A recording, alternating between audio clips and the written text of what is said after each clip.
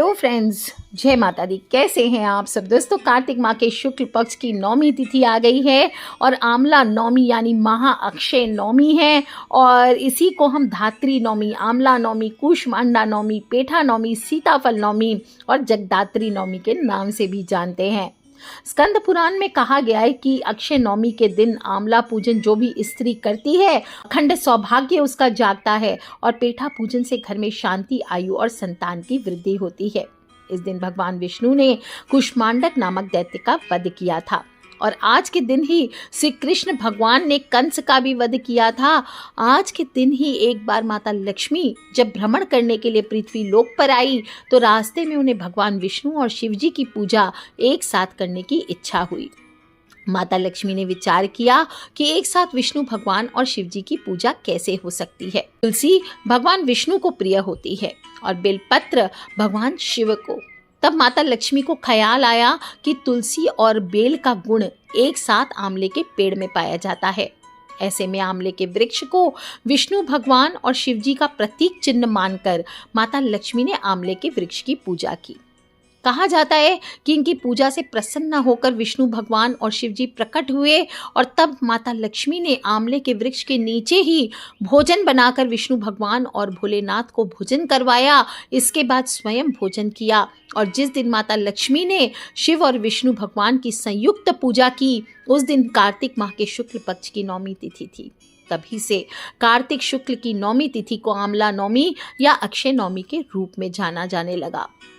कार्तिक माह के शुक्ल पक्ष की नौमी तिथि है। आज के दिन आंवले के पेड़ से अमृत की बूंदें बरसती है और यदि इस पेड़ के नीचे मनुष्य भोजन करता है तो कहते हैं कि भोजन में अमृत का अंश आ जाता है, जिसके प्रभाव से मनुष्य रोग मुक्त होकर दीर्घ आयु होता है। चरक संहिता के अनुसार अक्षय नौमी को आंवला खाने से महर्षि च्यवन को फिर से जवानी यानी नव यौवन प्राप्त हुआ था और इसके जड़ में भगवान विष्णु, ऊपर ब्रह्मा, स्कंद में रुद्र, शाखाओं में मुनिगण, पत्तों में वसु, फूलों में मरुदगण और फलों में प्रजापति का वास कहा गया है।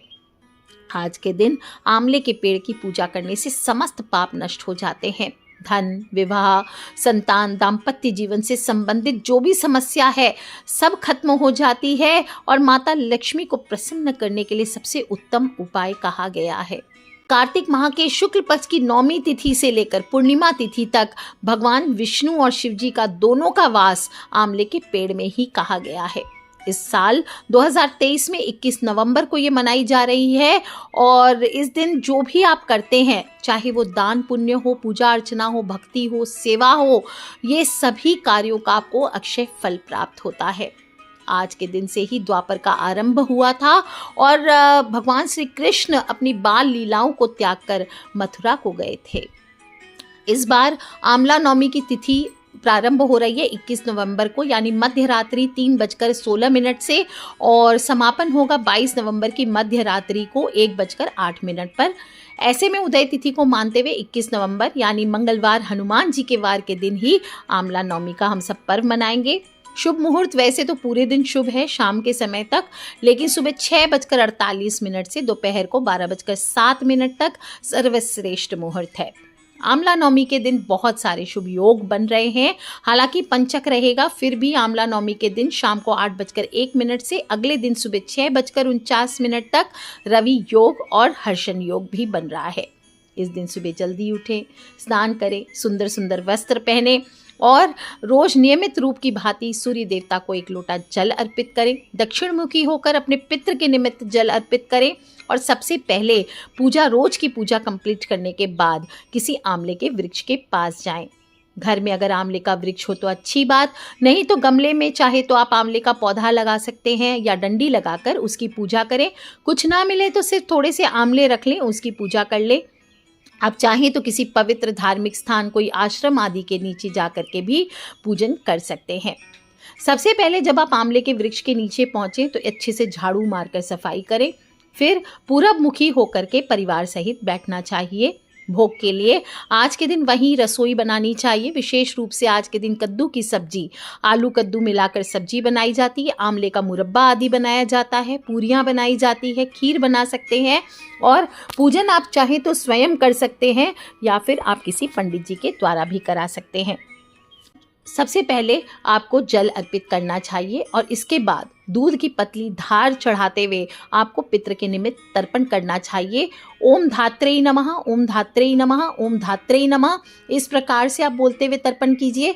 या फिर बोलें पिता पिता महाश्चान्वे अपुत्रा ये च गोत्रिणः ते पिबन्तु मया दत्तम धात्री मूले अक्षयम पयः आ ब्रह्म स्तंभ पर्यंतम देवर्षि पितृमानवः ते पिबन्तु मया दत्तम धात्री मूले अक्षयम पयः।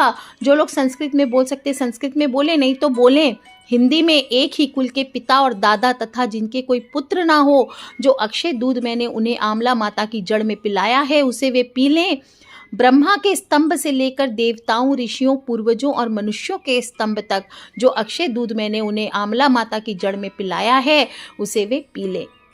इसके बाद आपको जड़ में पितृ तर्पण करने के बाद जड़ में पूजन करना चाहिए। थोड़ा सा जल अर्पित करें, कच्चा दूध अर्पित करें, हल्दी थोड़ा चढ़ाएं, काले तिल थोड़ा अर्पित करें, सिंदूर और चंदन अर्पित करें, धूप दीप करें।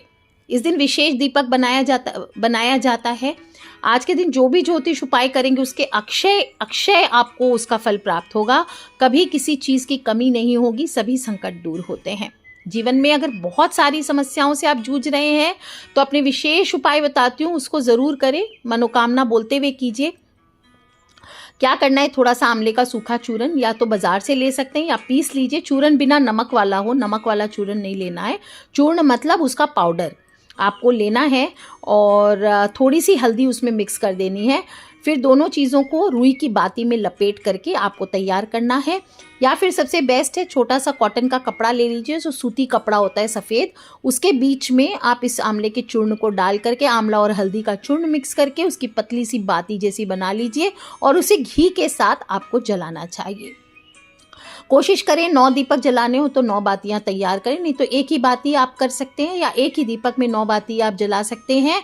और अगर आपके पास सूखा चूर्ण नहीं मिला है आपको, तो आप फ्रेश आंवला अगर है तो उसका रस निकाल करके पतला सा जो कपड़ा है उसको भिगो करके थोड़ी देर में सुखा लीजिए, फिर आप उसको जला सकते हैं।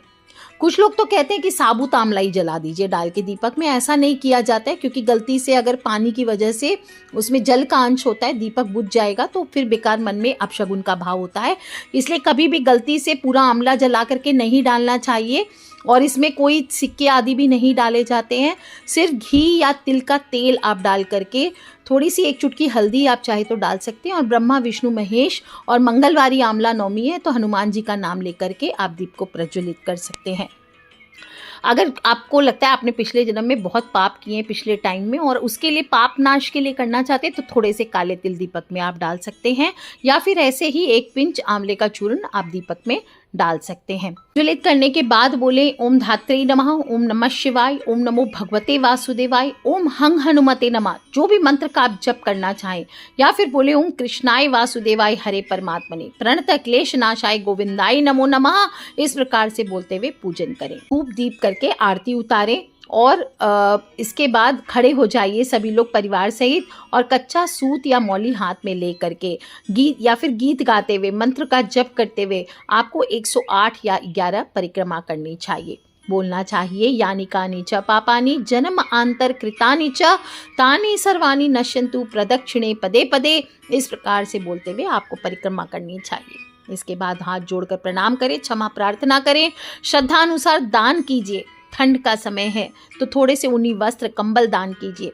एक गरीब या ज़रूरतमंद को जो भी चाहिए उसकी मदद के लिए आपको आगे आना चाहिए और फिर आंवले के पेड़ के नीचे ही पहले किसी ब्राह्मण को या किसी गरीब को, नीडी पर्सन को थोड़ा भोजन करा करके आंवले का दान करने के बाद ही परिवार सहित भोजन करना चाहिए। और आंवला, आज के दिन आंवला ज़रूर खाएं। जब भी भोजन करने बैठेंगे सर्वप्रथम चाहे तो आंवले का मुरब्बा खाइए, साबुत आंवला खाइए, आंवले का जूस पी सकते हैं सभी लोग। और इसके बाद कहते हैं कि आज के दिन आपको आंवला खाने से आयु बढ़ती है, फल का रस पीने से धर्म का संचय होता है और आंवले के जल से स्नान करने से दरिद्रता दूर होती है, सब प्रकार के ऐश्वर्य प्राप्त होते हैं। आज के दिन तो आंवले का इतना महत्व है कि उसका दर्शन कर लीजिए, उसको स्पर्श कर लीजिए, उसके नाम का उच्चारण कर लीजिए, तो इससे भी वरदायक भगवान श्री विष्णु आपके अनुकूल होते हैं। माता लक्ष्मी आपके घर पे स्थायी रूप से निवास करती है। और इस प्रकार से भक्ति पूर्वक अक्षय नवमी को जप, दान, ब्राह्मण भोजन, हवन, ये सब करके जो भी मनुष्य इस दिन को पूजन करता है उसे अक्षय पुण्यों की प्राप्ति होती है। प्रत्येक युग में अगर आप 100 साल तक भी दान करेंगे तो जो फल प्राप्त होता है वो सिर्फ युगादि काल में एक दिन के दान से आपको प्राप्त हो जाता है। तो इस प्रकार से कार्तिक माह के शुक्ल पक्ष की नौमी तिथि है। आप सभी इस अक्षय नौमी को अक्षय तृतीया की ही भांति इस दिन को पूर्ण यूटिलाइज कीजिए और सभी लोग आंवला अवश्य खाएं, दान करें। और व्रत की कथा आगे सुनाती हूँ। हाथ में एक आंवला लेकर के आप सभी इस व्रत की कथा को सुने या थोड़े थोड़े से अक्षत हाथ में ले लीजिए जो बाद में पौधे पर आप अर्पित कर देंगे। तो बोलिए आंवला नौमी की जय, विष्णु भगवान की जय। एक राजा था और उसका प्रण था कि वह रोज 1.25 मन आंवला दान करके ही भोजन किया करता था। इससे उसका नाम आमलिया राजा पड़ गया था। एक दिन उसके बेटे बहू ने सोचा कि राजा इतने सारे आंवले रोजाना दान करता है, इस प्रकार तो एक दिन सारा खजाना ही खाली हो जाएगा। तब बेटे ने राजा से कहा कि आपको इस तरह दान नहीं करना चाहिए, आप बंद कर दीजिए। ये बात सुनकर राजा को बहुत दुख हुआ और राजा रानी महल छोड़कर बियाबान जंगल में जाकर बैठ गए। दिन राजा रानी आंवला दान नहीं कर पाए और प्रण के कारण कुछ खाया भी नहीं। जब भूखे प्यासे 7 दिन हो गए तब भगवान ने सोचा कि यदि मैंने इनका प्रण नहीं रखा, इनका सत नहीं रखा तो विश्वास चला जाएगा। इसलिए भगवान ने जंगल में ही महल, राज्य, बाग बगीचे सब बना दिए और ढेरों आंवले के पेड़ लगा दिए। जब सुबह राजा रानी उठे तो देखा कि जंगल में तो उनके राज्य से भी दुगुना राज्य बसा हुआ है। तब राजा रानी से कहने लगे, रानी देख, कहते हैं ना, सत मत छोड़े सुरमा सत छोड़ा पत जाए, सत की छोड़ी लक्ष्मी फेर मिलेगी आए। तो चलो आओ नहा धो करके हम आंवला दान करें और फिर भोजन करें। राजा रानी ने आंवला दान करके बड़ी खुशी खुशी भोजन किया और जंगल में रहने लगे। उधर आंवला देवता का अपमान करने के कारण, अपने माता पिता से बुरा व्यवहार करने के कारण बहू बेटे के बुरे दिन आ गए। राज्य दुश्मनों ने छीन लिया। दाने दाने को मोहताज हो गए और काम ढूंढते हुए अपने पिताजी के राज्य में आ पहुंचे। उनके हालात इतने बिगड़े हुए थे कि पिता ने उन्हें बिना पहचाने हुए काम पर रख लिया। बेटे बहू सोच भी नहीं सकते थे कि उनके माता पिता इतने बड़े राज्य के मालिक हो गए हैं, सो उन्होंने अपने माता पिता को भी नहीं पहचाना। एक दिन बहू ने सास के बाल गूंथते समय उसकी पीठ पर एक मस्सा देखा। उसे ये सोचकर रोना आ गया कि ऐसा मस्सा तो मेरी सास के भी था। हमने ये सोचकर उन्हें आंवला दान करने से रोका था कि हमारा धन नष्ट हो जाएगा। आज वे लोग जाने कहाँ होंगे। यह सोचकर बहू रोने लगी और उसकी आंखों से आंसू टपक टपक कर सास की पीठ पर गिरने लगे। रानी ने तुरंत पलटकर देखा और पूछा कि अरे तू क्यों रो रही है। तब उसने बताया कि आपकी पीठ पर जैसा मस्सा है वैसा मेरी सासू माँ के पीठ पर भी था। हमने उन्हें आंवला दान करने से मना कर दिया तो वे रूठकर घर छोड़कर कहीं चले गए। तब रानी ने उन्हें पहचान लिया, सारा हाल पूछा, अपना हाल बतलाया और अपने बेटे बहू को समझाया कि दान करने से धन में कभी कमी नहीं होती है, उल्टा बढ़ता ही बढ़ता है।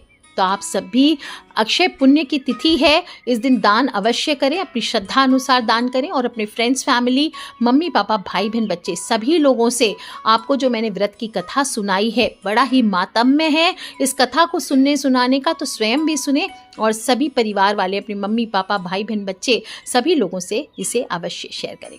आज के लिए इतना ही। बोलिए श्री हरि विष्णु भगवान की जय।